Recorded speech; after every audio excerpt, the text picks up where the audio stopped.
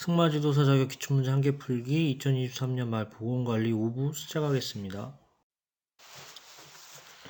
70일 말의 훈항염에 대한 설명으로 옳지 않은 것은 1. 훈항염은 훈항에 염증이 생기는 것을 말하며 훈항 밖으로 삼출물이 흘러나오지 않으면 만성적인 콧물과 호흡곤란을 보인다. 2. 화농성 훈항염은 세균 감염으로 훈항 내에 화농성 삼출물이 고이는 것을 말하며 만성적으로 맑은 장액성 콧물이 나오면 의심해봐야 한다. 3. 고창성 훈항염의 원인은 훈항 입구의 밸브 문제로 안으로 들어간 공기가 나오지 못해서 지속적으로 확장되어 일어난다. 4. 진균성 훈항염은 훈항에 곰팡이가 감염된 질병으로 훈항을 지나가는 혈관 및 신경에 영향을 주어 비출혈, 뇌신경 장애로 인한 인두마비, 연하곤란 등의 증상을 보인다. 정답은 2번이고요.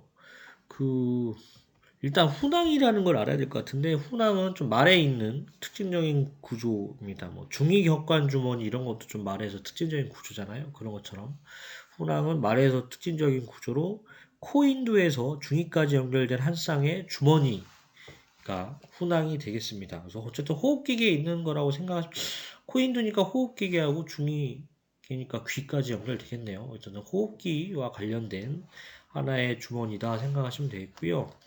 그래서 그 공기를 데워주는 그 역할이 있는 것으로 알려져 있고요. 뭐 정확한 역할은 뭐 훈화의 기능이 정확하게 알려져 있지 않다. 뭐 이런 얘기가 있습니다. 그래서 이 부분까지 시험에 나올 것 같지 않은데 훈항이 뭔지는 좀 알아두시면 좋을 것 같고요.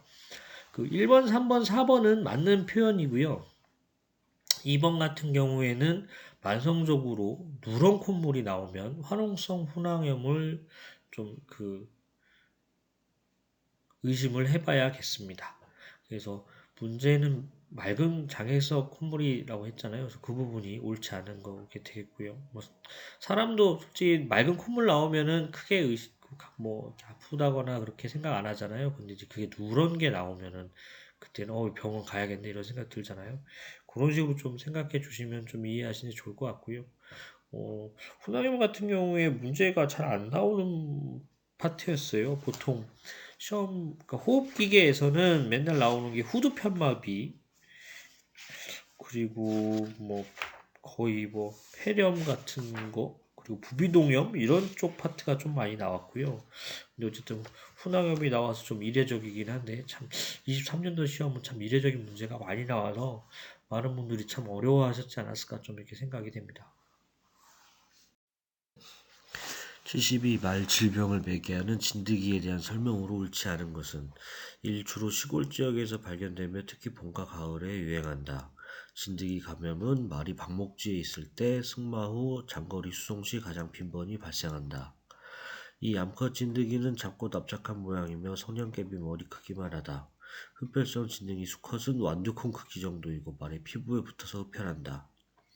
3. 진드기가 매개하는 병은 라임병, 말 파이로플라즈마병, 말 에를리아증, 진드기성 마비 등이 있다. 4. 진드기는 인간에게도 위험한 질병을 매개하므로 맨손으로 진드기를 잡아 뭉개거나 죽이지 말고 일단 진드기를 떼어냈다면 알코올 용액에 넣어서 죽인다. 정답은 2번이고요. 1번, 3번, 4번은 맞는 표현이고요. 2번이 옳지 않은 표현입니다. 보면은 암컷 진드기가 작고, 암컷 진드기가 성냥개비 머리만한 정도로 작고, 수컷이 완두콩 크기 정도로 좀 크다고 표현을 했는데, 수컷이 작고 암컷이 큽니다. 그래서 책에는 수컷 진드기는 작고 납작한 모양이며 성냥개비 머리 크기만 하다. 흡혈성 진드기 암컷은 완두콩 크기 정도이고 말의 피부에 붙어서 흡혈한다. 이렇게 수컷이 작고 암컷이 크다 이렇게 생각하시면 되겠고요. 보통 3번 보기에 있는 진드기가 매개하는 병, 라임병, 말 파이로플라즈마병, 말 에를리아증, 진드기성 마비 요거 또 시험에 종종 나옵니다. 73. 탈수와 관련된 설명으로 옳지 않은 것은 1. 체중의 5% 이상 체액 손실이 있기 전까지는 탈수를 인지할 수 없다. 이 통상 체중의 12에서 15%의 체액이 손실되면 생명이 위험할 수 있다. 3. 임상 증상은 말에 기운이 없거나 침울 등의 증상과 함께 구강과 혀의 점막이 건조해지고 눈이 함몰되어 보인다. 4. 모세혈관에 다시 혈액이 채워지는 시간이 약 2초 소요되고 심박수가 분당 40회 이하로 떨어진다. 정답은 4번이 되겠고요. 탈수와 관련돼서는 작년에도 나오고 20년 동가도 나오고 해서 종종 나오니까요. 탈수의 정의 이런 것들을 꼭 알아두시면 좋을 것 같고요. 그 탈수와 관련된 설명으로 옳은 거 1번, 2번, 3번은 옳고요. 4번은 옳지 않습니다. 그래서 답이 4번이 되겠고요. 그 책에는 모세혈관이 다시 혈액에 채워지는 시간이 3초 이상 걸리고 심박수가 분당 60회를 넘는다라고 되어 있습니다. 어쨌든 몸에 물이 없으니까 피도 이제 피에 있는 그 물 액체 성분이 부족할 거 아니에요. 그러니까 이제 모세혈관에 다시 혈액이 채워지는 시간이 3초 이상, 정상적인 말이 2초인데 2초를 넘어 3초 이상이 걸리고, 또 심박수도 물이 부족하니까 피를 계속 더 돌리려고 하겠죠. 그렇다라고 하면은 심박수가 올라가야 됩니다. 그래서 분당 60회 이렇게 되어 있고요. 참고로 건강한 말의 상태 설명드리면 모세혈관에 혈액이 채워지는 시간 2초 걸립니다. 그 잇몸을 이렇게 그 말 잇몸에 분포되어 있는 모세혈관 손가락으로 누른 다음에 딱 뗐을 때 다시 이제 그 빨간색으로 돌아오는 시간으로 이렇게 측정한다고 했잖아요. 그 부분 있고요. 휴식 중인 말의 정상적인 심장 박동수는 분당 32에서 42회, 호흡수는 분당 8에서 12회, 정상 체온은 36에서 38.5도 이렇게 아시면 되겠고요. 뭐 같은 페이지에 있는 표현으로 휴식 시 성마의 정상 수치 뭐 이런 걸 나타내기도 합니다. 그리고 체온이 38도, 맥박은 약 분당 40회, 호흡은 분당 12회 이렇게 된다. 이렇게 알고 계시면 도움될 것 같습니다. 74. 말 회충에 대한 설명으로 옳지 않은 것은 1. 말에 감염하는 회충 중에서 가장 위험한 것은 파라스카리스 에큐오름이다. 이 망아지는 오염된 사료와 물을 통해 회충의 충단을 섭취하게 된다. 충단은 소장에서 부화하여 내장벽을 관통할 수 있는 유충이 된다. 3. 망아지에서 장내 성충이 소수기생할 때부터 임상 증상이 나타나 중증도로 감염된 망아지는 영양상태가 불량하고 거친 털을 가진 외모를 보이며 행동이 둔해진다. 4. 말의 원성충류에 대한 예방 목적의 구충제 투여는 말 회충 감염에 대한 예방에도 효과가 있다. 정답은 3번이고요. 그 말회충보다는 원선충이 더 많이 나왔는데 이번에는 회충이 나왔네요. 어쨌든 옳지 않은 것을 고르는 문제인데 답부터 말씀드리면 3번이 되겠습니다. 1번, 2번, 4번은 맞는 표현이고요. 3번 같은 경우에는 뭐가 틀렸냐?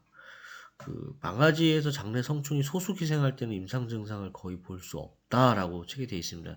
실제로 사람도 기생충이 몸에 많이 없으면 살아가는데 크게 지장이 없어 보이잖아요. 그런데 이제 기생충이 몸에 많아지면 그때부터는 이제 몸에 안 좋은 그런 상황이 나타나게 되죠. 그래서 그런 거 생각해서 푸시면 소수일 때는 임상 증상을 거의 볼 수 없다 이렇게 생각하시면 되겠고요.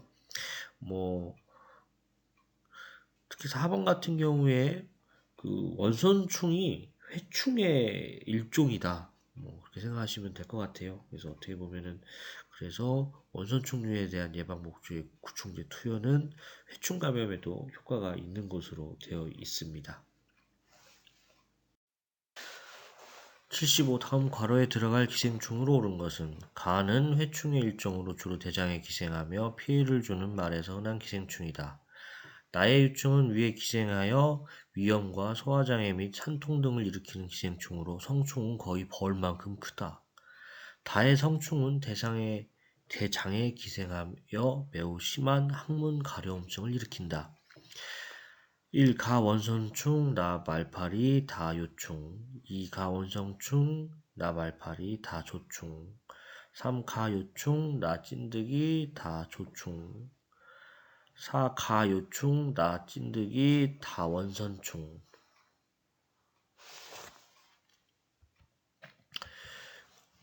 일단 가는 회충의 일종이다. 요거면은 이제 그 원선충이라고 아까 말씀드렸잖아요. 회충의 일종 원선충. 그래서 3번, 4번은 아니고요. 그 3번, 4번이 여기서 갈라지니까 말파리와 찐득이 구분도 당연히 뭐 찐득이가 아닌 걸로 되겠네요. 보통 그 남원 같은 경우에는 성충이 거의 벌만큼 크다. 유충이 위에 기생한다. 이런 걸 보면은 말파리라고 좀 생각하시기가 좀 쉬운데 어쨌든 가나는 좀 약간 쉬운 구분으로 된 것 같고요. 다가 이제 그 요충이냐 조충이냐 이제 그게 이제 문제인데 그 좀 연세 있으신 분들은 그 건강검 학교에서 뭐라고 그러나 변봉투 이런 거 채집할 때 그런 거 해보신 경험 있지 않으신가요? 테이프 이렇게 붙였다 떼는 거. 그래서 그게 이제 요충을 잡으려고 이렇게 요충이 있는지 없는지 그런 거를 알아보기 위해서 그런 거 했잖아요. 그런 거 생각하시면 매우 심한 항문의 가려움증 했을 때는 요충이라고 좀 생각하실 수 있지 않았을까. 좀 억지스러운지 모르겠지만. 예. 그래서 어쨌든 회충의 일종이다라는 얘기는 원선충, 그리고 위에 기생한다, 그리고 뭐 성충이 벌만큼 크다, 그리고 뭐의 유충이다, 뭐의 유충이다 나오면 말팔이라고 생각하시면 되겠고요. 항문 가려움증이 나온다, 그럼 요충 이렇게 생각하시면 되겠습니다. 그 뭐 찐득이는 이제 앞선 문제에 나왔으니까 설명을 생략하고요. 요충에 대해, 조충에 대해서 설명을 드리면 그 성충의 몸체가 평평하고 일정한 간격으로 분절되어 마치 테이프를 연상시키기 때문이다. 이게 생김새가 이렇대요. 그림 봐서는 왜 이게 테이프 모양인지 모르겠는데 어쨌든 테이프 나오면은 그 조충이다 하시면 되고요. 이 친구들은 옴찐득이라는 찐득이의 한 종류를 중간 숙주로 삼습니다. 그래서